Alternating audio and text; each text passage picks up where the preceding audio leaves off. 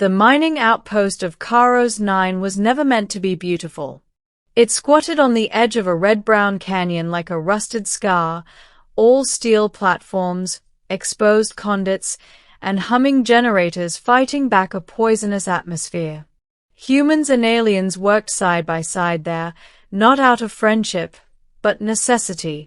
Caro's 9 supplied rare isotopes vital to half the known systems, and Prophet had a way of forcing cooperation where diplomacy failed.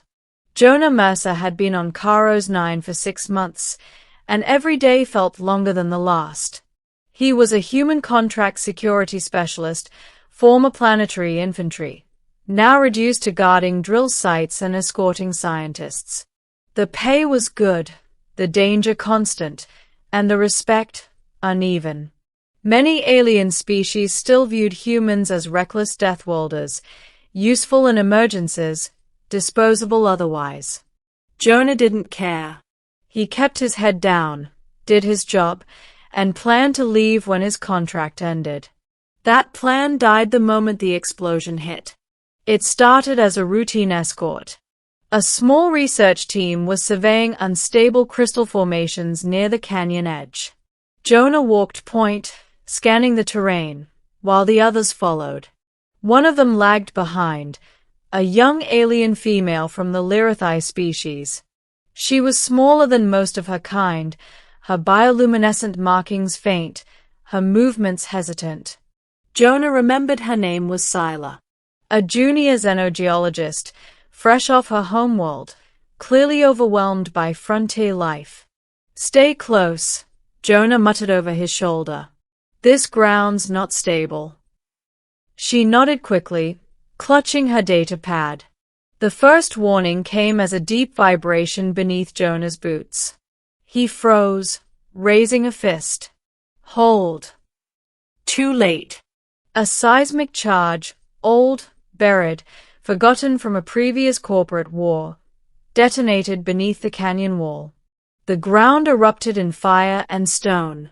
The shockwaves slammed into the group like a giant's fist. Jonah saw Scylla stumble, her fragile frame thrown toward the blast.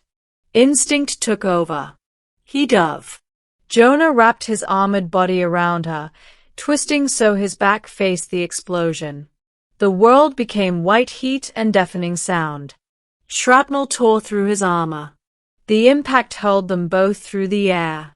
Jonah felt pain, sharp, blinding, everywhere, then nothing at all. When Jonah woke, he thought he was dead. The light was wrong. Soft, warm, golden. The air smelled clean, faintly floral. His body felt heavy, wrapped in something that hummed gently. He tried to move. Pain flared, but distant, muted. "Easy," a voice said. Not one voice. Many. Jonah's eyes snapped open. He was lying in a circular chamber, suspended in a translucent medical cocoon. And surrounding him, standing, hovering, perched on platforms, were aliens. Dozens of them. Tall crystalline beings refracted the light. Insectoid figures clicked softly. Feathered avians tilted their heads, eyes sharp and curious. Lyrathi elders with glowing patterns watched intently. And at the front of them all stood Scylla. She looked different. Healthier. Her bioluminescent markings burned bright, almost radiant. Her eyes were fixed on Jonah, wide with emotion. "You are awake," she said, her voice trembling. Jonah swallowed.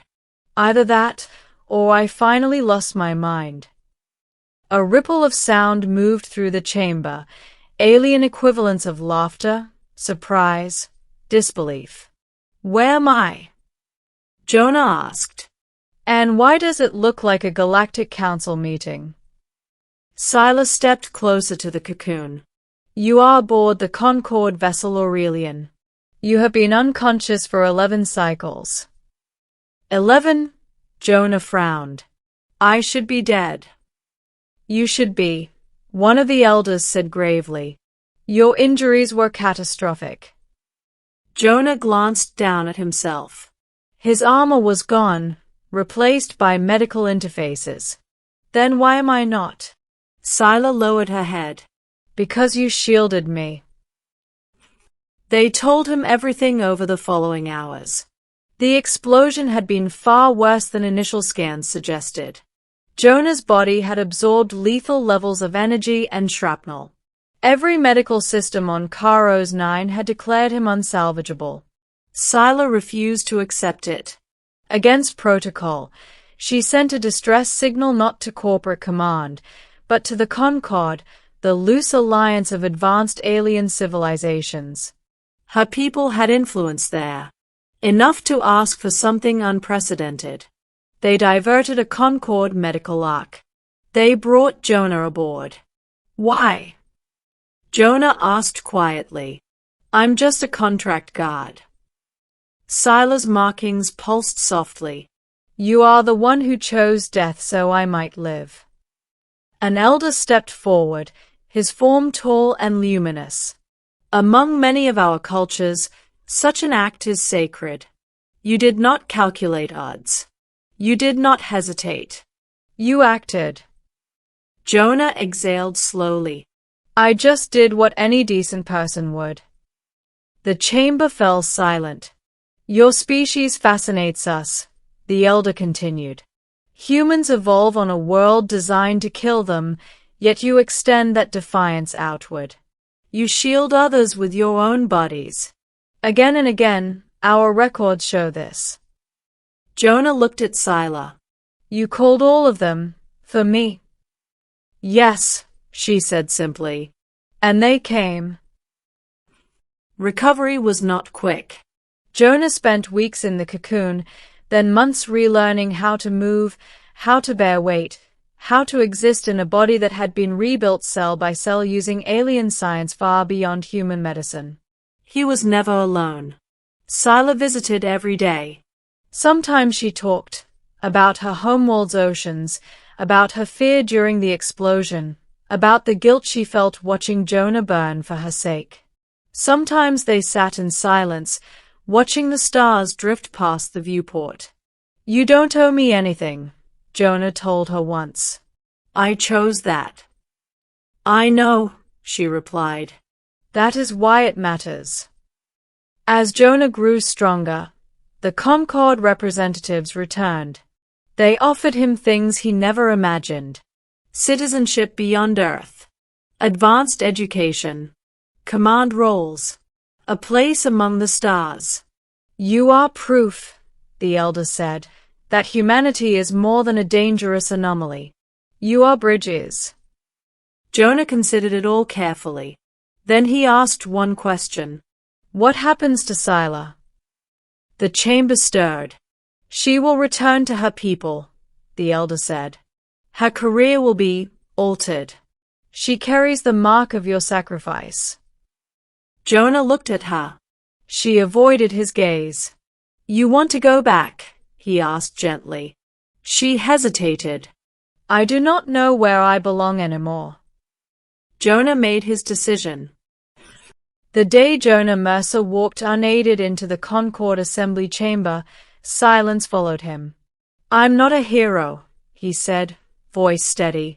I didn't save a species or win a war. I saved one person. He gestured to Scylla. And in doing so, you saved me. Not just my life, but my understanding of this universe. He took a breath. I won't be your symbol or your weapon. But I will stay. Learn. Help where I can. The elder inclined his head.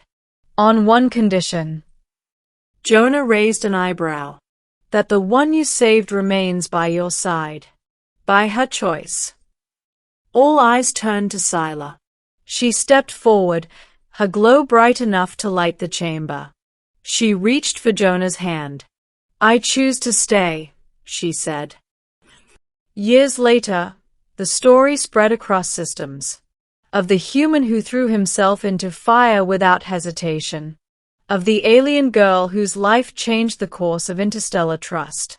of a Concord that began to see humans not as tools or threats, but as guardians, and of a man who risked his life shielding an alien girl from a deadly explosion, and woke up surrounded not by enemies, but by a galaxy that finally understood what humanity truly was.